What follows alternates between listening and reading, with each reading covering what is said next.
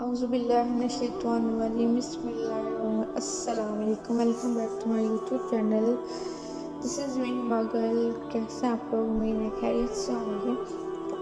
تو آج میں آپ کے لیے ویڈیو لائی ہوں، بلکہ کنٹینٹ ہے میرے پاس ایک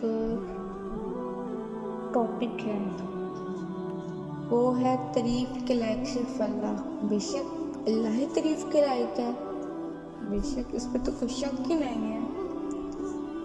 چلیں آج ہم اپنی ویڈیو سٹارٹ کرتے ہیں. تو اگر آپ نے میرے چینل کو لائک اور سبسکرائب نہیں کیا تو ابھی کر دیں، اور بیل آئیکن کے بٹن کو ضرور دبا دیں تاکہ آپ کے پاس میری آنے والی ہر ویڈیو آپ تک پہنچ سکے.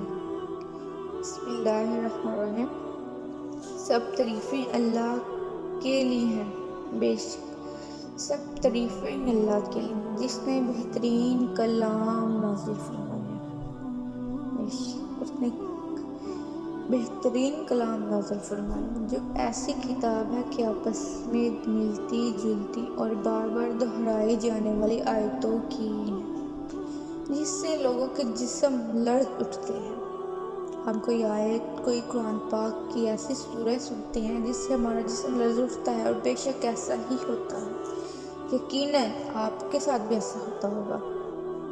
جو اپنے رب کا خوف رکھتے ہیں آخر میں ان کی جسم اور دل اللہ کے ذکر کی طرف جھک جاتے ہیں. یہ ہے اللہ کی ہدایت، جسے چاہے سمجھا دیتا اور جسے خدا ہی راہ بھلا دے اس کا کوئی ہادی نہیں. اللہ ہی ہے جو ہمیں ہدایت دے سکتا ہے، سیدھے راستے پر چلا سکتا ہے، نیکی کے راستے پر چلا سکتا ہے. اور بے شک ایسا ہی ہے، اللہ جس کو ہدایت دیتا ہے اسی کو ہدایت آتی ہے. اور بے شک سب سے بہترین ہدایت اللہ ہی کی ہدایت ہے. درود و سلام نازل ہو محمد صلی اللہ علیہ وآلہ وسلم پر، اور آپ کی آل تمام اصحاب اور سب تابعداروں پر حمد اور سلام کی بات گزارش ہے. اللہ تعالیٰ نے فرمایا، کیا انہوں نے آسمان و زمین کی مملکت میں اور خدا کی پیدا کی ہوئی کسی چیز پر کبھی غور نہیں کیا، اور اس بات پر کہ ممکن ہے اجل قریب ہی آ گئی ہو. پھر اب یہ اس کے بعد کس حدیث پر ایمان لائیں گے؟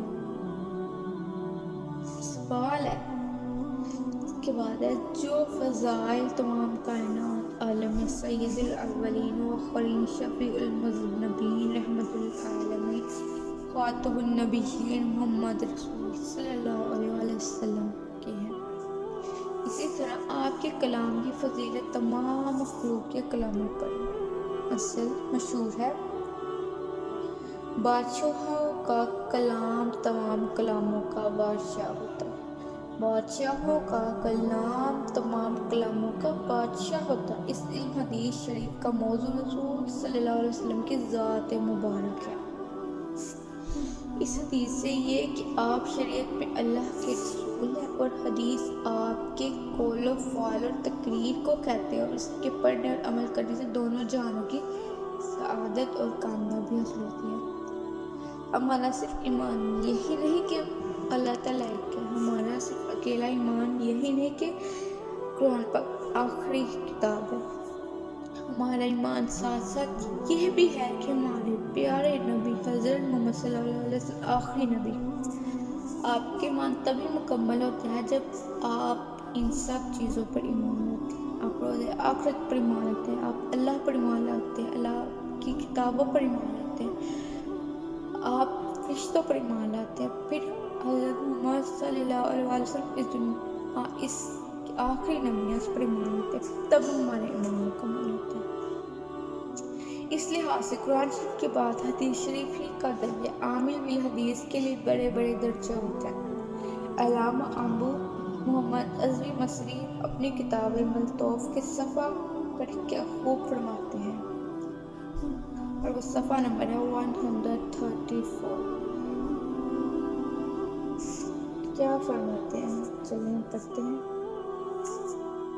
علم الحدیث لہ فضل ومن قبت نالت علی عقبہ من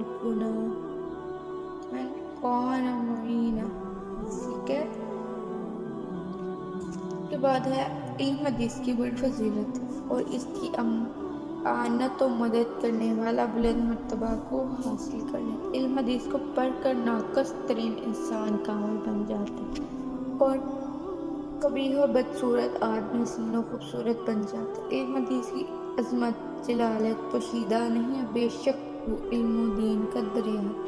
ये दरिया है, जो भी अलूम है वो बुलंद पाया और बुलंद मर्तबा, लेकिन हदीस अल्लाह के दीन के मददगार हैं।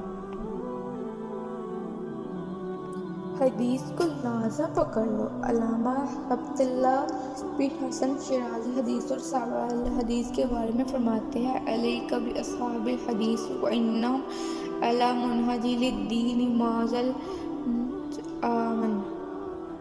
ऐ शख्स, तू हदीस वालों को लाज़म पकड़ के वो दीन के सच्चे रास्ते पर है। नूर और रोशनी तो बस हदीस वालों में है, बाकी सारे जहां में ऐसे तरीके हैं जैसे अंधेरी रात का अंधेरा। बस मखलूक में बेहतर और अच्छे लोग वही हैं जो हदीस पढ़ते हैं, और बदतरीन खल्क और अंधे लोग वो हैं जो बिद्दतों से ताल्लुक़ रखते हैं। और जिसने हदीसों को छोड़ दिया उसने अपने सारे अमाल और कोशिशें बर्बाद कर दी। पर क्या मुसलमान होकर कोई हदीसों को छोड़ सकता है? बिल्कुल नहीं। एक सच्चा मुसलमान वही है जो इन सब पर ईमान लाता है। और मुझे उम्मीद है